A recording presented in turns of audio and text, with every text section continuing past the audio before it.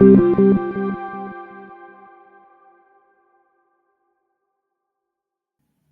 très grand bonjour à tous.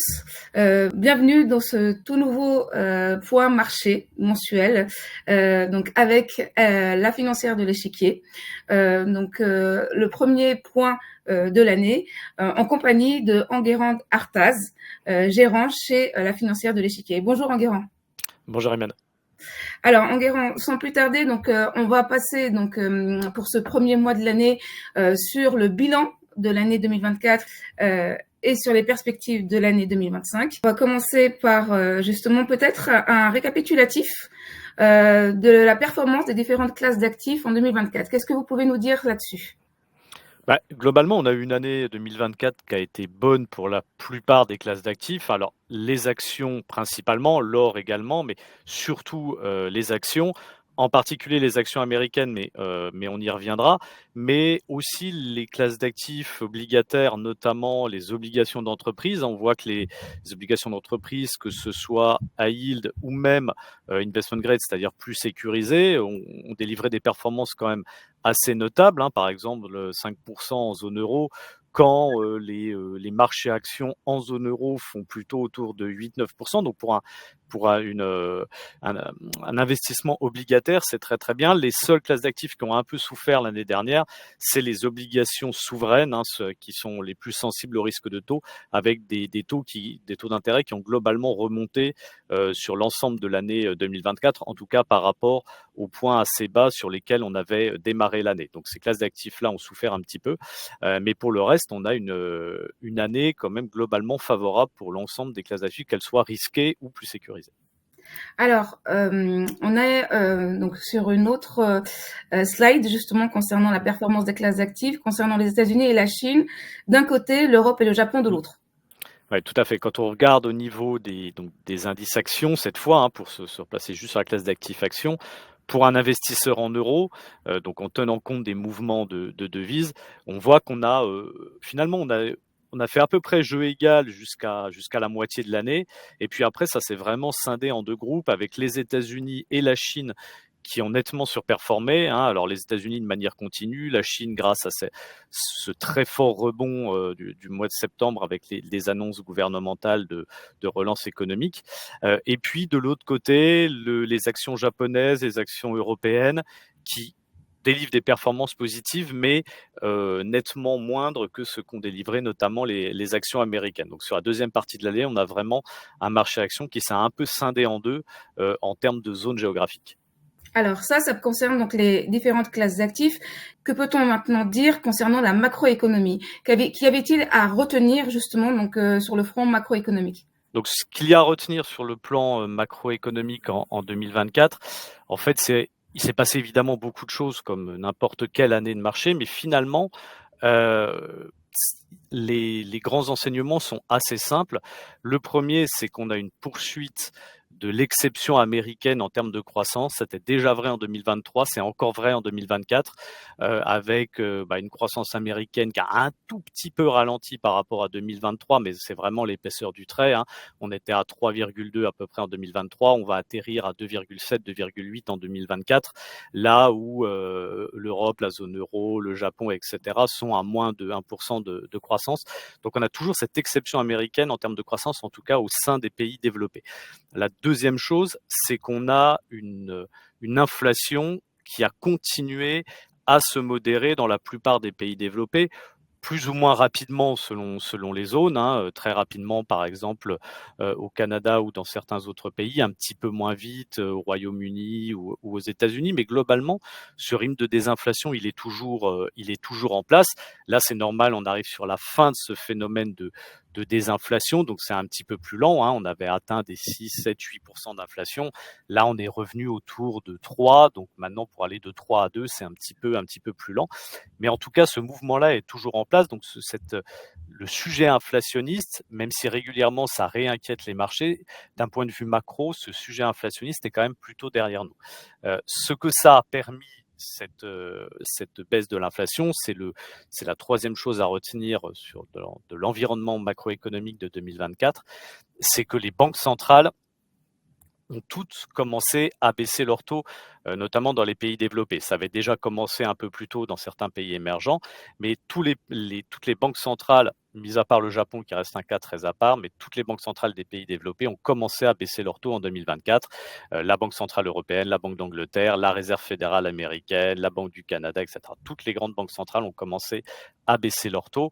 Et évidemment, c'est un un changement important par rapport à la phase de très forte remontée des taux d'intérêt qu'on avait eu en 2022-2023. Alors, à présent, donc, maintenant justement qu'on a parlé de la macroéconomie, on va parler donc des marchés actions. Que fallait-il retenir justement sur les marchés actions, Enguerrand? Alors, il y a deux choses à retenir principalement sur les marchés actions. Alors, bien sûr, à nouveau, hein, il y aurait beaucoup de choses dont on pourrait parler, mais il y a deux grands phénomènes qui sont quand même assez intéressants. Le premier, c'est qu'on en a parlé avant, hein, on a vu des actions européennes qui ont nettement sous-performé les actions américaines sur l'année 2024. Hein. On est sur une des plus fortes sous-performances de l'histoire entre les deux zones géographiques. Et en fait, ça s'est fait vraiment en deux temps. Premier temps, parce qu'on voit que à la fin du mois de mai, il n'y a pas vraiment de sous-performance, hein, légèrement avec le dollar, mais c'est vraiment l'épaisseur du trait. Donc il y a un premier temps, début juin, élection européenne et dissolution de l'Assemblée nationale en France.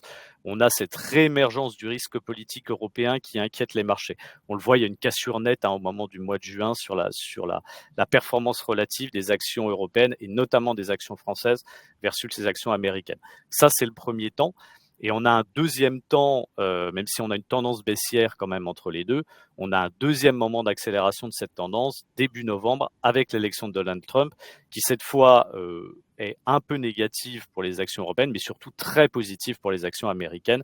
Et donc l'écart se réaugmente à nouveau à ce moment-là. Donc on a vraiment deux moments qui ont expliqué cette forte sous-performance des actions européennes, en particulier des actions françaises, vis-à-vis des actions américaines. Alors, toujours Et à retenir sur les ouais. marchés actions. Donc, je vous en prie, concernant les géants, notamment de la technologie, sans Mmh. doute.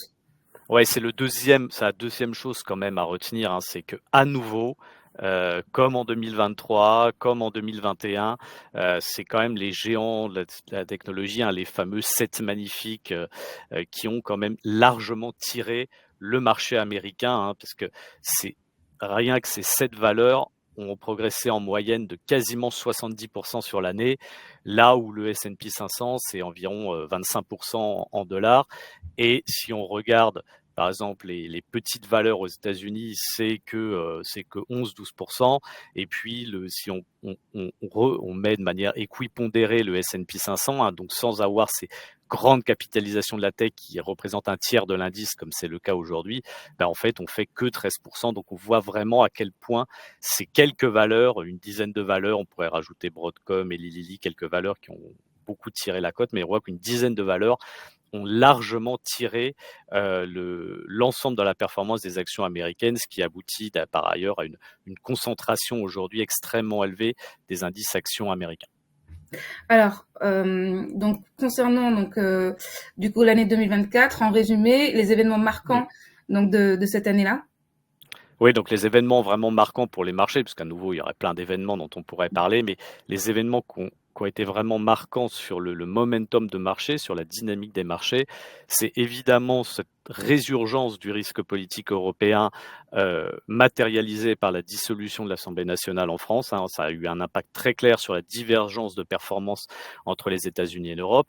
La deuxième chose, c'est évidemment les premières baisses de taux de la plupart des banques centrales. Hein. Alors même si on voit que ça n'a pas totalement corrigé la volatilité sur le marché des taux, on a toujours beaucoup d'atermoiements de taux qui remontent, qui rebaissent, on est toujours quand même dans une phase assez volatile, mais globalement, on est sorti de la phase de hausse de taux de 2022-2023, et ça représente un soutien quand même pour les marchés actions à moyen terme. Et la dernière chose, c'est évidemment la victoire de Donald Trump à l'élection américaine, même s'il y a énormément encore d'incertitudes à ce stade sur les mesures qui vont réellement être prises, on en parlera après, mais ça a eu quand même un impact assez net sur la dynamique des marchés, en tout cas sur la fin de l'année 2024. Alors ça, c'était l'année dernière. À présent, parlons perspective, justement, donc de l'année 2025. Et on va commencer effectivement avec les États-Unis et l'élection de Donald Trump. Alors oui, donc les enjeux macroéconomiques, alors c'est vrai que d'habitude, j'ai tendance à illustrer tout ça avec des graphiques. Là, c'est le seul slide où je n'ai pas mis de graphique pour une raison simple, c'est qu'à l'heure actuelle, on ne sait pas encore vraiment quelles seront les mesures prises par l'administration Trump, qu'est-ce qui sera réellement implémenté. On voit qu'il y a beaucoup de discours, de grandes déclarations. C'est la méthode Trump, on a connu ça pendant son premier mandat, mais on ne sait pas réellement ce qui sera implanté. Est-ce que la menace de tarifs douaniers sera plutôt une arme de négociation ou est-ce que ça sera imposé de manière unilatérale? Sur l'expulsion massive de travailleurs immigrés, au-delà des grandes déclarations, qu'est-ce que sera la réalité des faits, notamment en termes logistiques, etc. C'est quand même loin d'être si simple que les grandes déclarations faites par l'administration Trump. Donc il y a encore beaucoup d'incertitudes sur à la fois ce qui va être fait, sur les impacts potentiels. Le marché a eu tendance à penser que les mesures de Trump, notamment les droits de douane, auraient un effet inflationniste. Or, la recherche macroéconomique nous montre que c'est quand même très très loin d'être certain. Il est même très possible que si on a une escalade un petit peu d'une guerre commerciale autour des tarifs douaniers, on ait au final un impact plutôt déflationniste sur l'ensemble du monde. Donc on voit que voilà, il y a encore beaucoup d'incertitudes. Donc évidemment, ce sera l'enjeu central de 2025. Quelle sera la réalité de la politique économique américaine et quelle sera la réalité des impacts sur l'économie mondiale? Alors, concernant les enjeux macroéconomiques, on est toujours sur un focus concernant l'exceptionnalisme américain, Mmh. avec notamment l'emploi au centre des attentions, hein. Oui, tout à fait. On l'a dit au début, hein, l'exception américaine en termes de croissance, ça fait 2 ans qu'elle est en place, 2023-2024, avec un taux de croissance aux États-Unis largement supérieur à ce qu'on a dans les autres pays développés. Évidemment, la question, c'est est-ce qu'on a cette tendance qui se poursuit à nouveau cette année? Alors, il y a toutes les incertitudes autour de l'impact de la politique de Trump sur l'économie américaine, et il y a aussi cette question centrale du marché de l'emploi, puisque fondamentalement, qu'est-ce qui tient aujourd'hui la croissance américaine? Alors, il y a pas mal la dépense publique quand même, mais il y a aussi beaucoup la consommation des ménages notamment. Et le principal moteur de la consommation des ménages, maintenant que les réserves d'épargne accumulées pendant la crise Covid ont été dépensées, le principal catalyseur, c'est tout simplement les gains du travail. Et donc, pour que la consommation continue et donc que ce niveau de croissance continue aux États-Unis, il faut une stabilité du marché de l'emploi. Or, on a vu quand même sur toute la deuxième partie de l'année 2024 qu'on avait une tendance à la dégradation du marché de l'emploi américain. Alors, on a eu des très bons chiffres pour le mois de décembre il y a quelques semaines qui ont un petit peu atténué cette crainte-là, mais on a quand même globalement eu une tendance à la dégradation avec un taux de chômage qui remonte, des créations d'emplois, notamment dans le secteur privés qui sont assez faibles aujourd'hui, une durée moyenne du chômage qui augmente, un nombre de sous-secteurs qui créent des emplois qui est en baisse. Donc, on voit qu'on a des fragilités quand même sur ce marché de l'emploi américain. Et donc, ce sera assez crucial de voir comment tout cela évolue, puisque si jamais le marché de l'emploi américain continuait de se dégrader, à un moment donné, ça aurait des répercussions sur la consommation des ménages et par là même sur la croissance américaine. Donc, dans un contexte où les marchés anticipent une poursuite d'une croissance très importante aux États-Unis, c'est évidemment un point d'attention central. Alors, toujours concernant les enjeux macroéconomiques, cette fois-ci, on va passer du côté, justement, de l'autre côté de l'Atlantique, avec la zone euro. Et la question, c'est de savoir éventuellement quels sont les catalyseurs d'un rebond de la croissance. C'est ça. En zone euro, finalement, on est un peu dans la situation inverse des États-Unis. C'est-à-dire les États-Unis, tout va bien, et on est plutôt en train de se dire où est-ce que ça pourrait un peu dérailler, notamment en plus avec la politique de Trump. La zone euro, c'est un peu l'autre question. On a quand même une croissance qui a été très faible en 2024. On a l'Allemagne qui est vraiment au fond du trou en termes de dynamique économique. La France, ça s'est pas mal dégradé à cause de l'incertitude politique. Donc, on voit que la zone euro, on est quand même dans une situation beaucoup plus noire sur le plan de la croissance qu'aux États-Unis. Donc, la question, c'est plutôt qu'est-ce qui pourrait améliorer la tendance économique et améliorer par là même le sentiment de marché sur l'année 2025. Alors, on a fait une petite liste de ce qui pourrait arriver, on va dire, du plus probable quelque part au moins probable, hein, notamment le fait que, justement, on parlait de l'Allemagne qui est dans une situation économique très compliquée.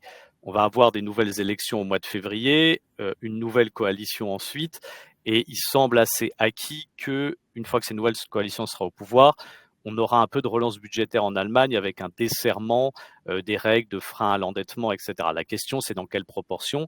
Et peut-être qu'au fur et à mesure que l'économie allemande se dégrade, ça va pousser la future coalition allemande à faire une relance budgétaire plus massive, ce qui serait certainement de bon augure pour l'économie européenne et pour le sentiment des marchés. On peut aussi espérer que la BCE aille plus vite sur la baisse des taux d'intérêt. C'est pas le cas pour le moment, mais ça pourrait venir. En tout cas, ce serait une bonne chose. On peut imaginer que la Chine parvienne enfin à redémarrer, qu'on ait de nouvelles annonces d'un plan de relance en Chine et que tout ça améliore à un moment donné la demande en provenance de la Chine qui a été très faible et qui a beaucoup impacté les exportateurs européens ces derniers mois. Peut-être qu'on aura la fin du conflit en Ukraine. C'était une des promesses de Trump qui devait arrêter le conflit russo-ukrainien dans les 48 heures suivant sa nomination. Bon, ça semble déjà être compliqué, mais en tout cas, on peut espérer qu'il y ait une accalmie sur ce front-là à un moment dans l'année qui améliorerait le sentiment. Et puis, on pourra avoir quelques autres éléments qui pourraient améliorer la perception, en tout cas des investisseurs, sur l'Europe, notamment si on avait enfin une stabilisation politique en France, si on avait des mouvements, on voit que ça commence à frétiller un petit peu de simplification réglementaire à l'échelle européenne, un peu comme la dérégulation qui est en train de se mettre en place aux États-Unis. Donc voilà, il y a pas mal de choses. Aujourd'hui, ce sont plus des espoirs que vraiment des choses sur lesquelles on peut largement se projeter.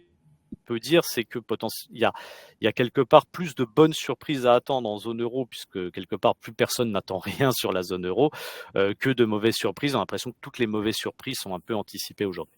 Alors justement, donc du coup, cette vue sur la toile de fond macroéconomique, ça nous donne quel sentiment concernant les marchés financiers? Finalement, c'est un petit peu la même chose, c'est-à-dire que aux États-Unis, on a eu des performances qui étaient très bonnes, on a des niveaux de valorisation qui aujourd'hui sont très élevés en absolu, mais aussi en regard de l'historique des marchés actions américains. Donc, on a potentiellement quand même une fragilité du marché actions américain en cas de mauvaises nouvelles.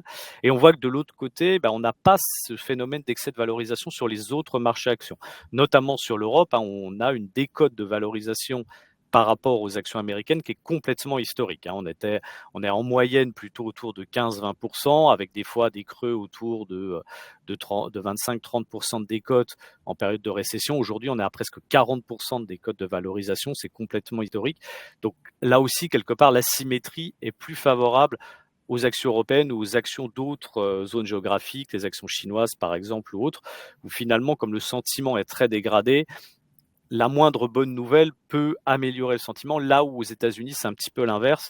Les marchés américains price un scénario parfait.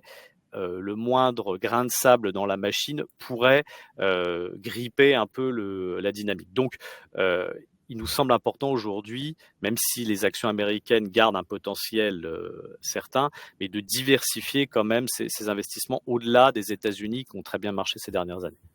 Alors, concernant toujours les marchés financiers, on termine avec quelques recommandations d'allocation dans la perspective de ces prochains mois. Oui, donc sur les actions, ça reprend ce que je viens de dire juste avant, c'est-à-dire de diversifier d'un point de vue géographique au-delà des actions américaines et également de tenir compte de certaines asymétries en termes de positionnement, de valorisation ou autres qui sont devenues vraiment excessives. C'est le cas notamment des petites et de moyennes valeurs en Europe qui sont sur des niveaux de décote historiques qui correspondent au plus bas du plus bas de la crise de 2008 qui était une dépression mondiale. Aujourd'hui, on est revenu sur ces niveaux-là alors que la situation est quand même loin d'être tout à fait comparable. On a par exemple aussi le secteur du luxe qui a énormément souffert l'année dernière, les poids lourds du luxe, LVMH, etc., qui ont connu des performances extrêmement négatives, notamment face au ralentissement chinois et autres. Il y a sans doute, on revient aujourd'hui sans doute sur des niveaux de valorisation et de positionnement qui sont beaucoup plus attractifs sur ce type de secteur. D'ailleurs, on a vu qu'on avait aussi un début d'amélioration des chiffres. On a eu récemment les résultats de Richemont qui étaient excellents et donc ça redonne un peu de dynamisme au secteur. Donc voilà, il y a des choses comme ça qui ont été largement délaissées par les marchés depuis 1, 2, 3 ans, sur lesquels il nous semble intéressant de revenir, là encore pour diversifier par rapport au risque de concentration sur les actions américaines. Et côté obligataire, on est quand même engagé dans une phase de baisse des taux. Donc petit à petit, les investissements monétaires qui ont très bien marché ces dernières années vont devenir de moins en moins intéressants, parce que si on a une banque centrale européenne qui ramène ses taux directeurs en dessous de 2%, le monétaire, le court terme, il va revenir à peu près sur ces niveaux-là, ça sera beaucoup moins attractif. En revanche, côté obligations d'entreprise, notamment sur l'investment grade, on voit qu'on a encore du potentiel parce qu'on a la sensibilité au risque de taux, ce qui est intéressant quand on est dans une phase de baisse de taux. Et puis on a des primes de risque qui ont baissé, mais qui ne sont pas au plus bas historique, contrairement à ce qu'on voit par exemple sur les obligations américaines ou même un petit peu sur le high yield européen. Sur la partie investment grade, on a encore un potentiel de contraction des primes de risque. Donc on a potentiellement 3 moteurs, un niveau de rendement qui reste intéressant, autour de 3, 3,5 pour des signatures très très sécurisées. Des primes de risque qui peuvent encore se compresser, donc c'est un deuxième moteur de performance, plus la sensibilité positive au taux d'intérêt qui fait que ces actifs vont s'apprécier si les taux continuent de baisser. Donc ça nous semble vraiment intéressant de garder cette classe d'actifs, notamment dans des portefeuilles diversifiés. Pour la poche prudente des portefeuilles, il nous semble que cette classe d'actifs reste vraiment très intéressante. Et globalement, dans les portefeuilles obligataires, les taux d'intérêt ont beaucoup remonté sur la fin de 2024 et le début de 2025. Il nous semble aujourd'hui quand même un petit peu trop élevé. Et donc, il nous semble intéressant quand même de s'exposer au risque de taux, d'allonger la maturité, la duration des portefeuilles pour pouvoir bénéficier du mouvement de baisse de taux qui nous semble devoir arriver dans les prochains mois et jusqu'à la fin de 2025, avec en plus l'intérêt que s'exposer au risque de taux, ça constitue aussi une protection en cas de mauvaises nouvelles qui affecteraient les marchés actions, puisqu'on aurait tendance dans ce cas-là à avoir des taux qui baisseraient peut-être plus rapidement. Donc il y a un effet de protection aussi qui peut être intéressant aujourd'hui à aller chercher. D'accord. Donc, juste un mot de pédagogie. Le crédit investment grade, c'est le crédit de bonne qualité qui concerne les entreprises les mieux notées, à l'inverse du crédit high yield qui est le crédit à haut rendement et qui lui concerne les entreprises justement qui sont moins bien notées pour le coup. Merci énormément Enguerrand justement donc pour ces explications, pour cet éclairage donc du bilan 2024 et justement de l'année 2025.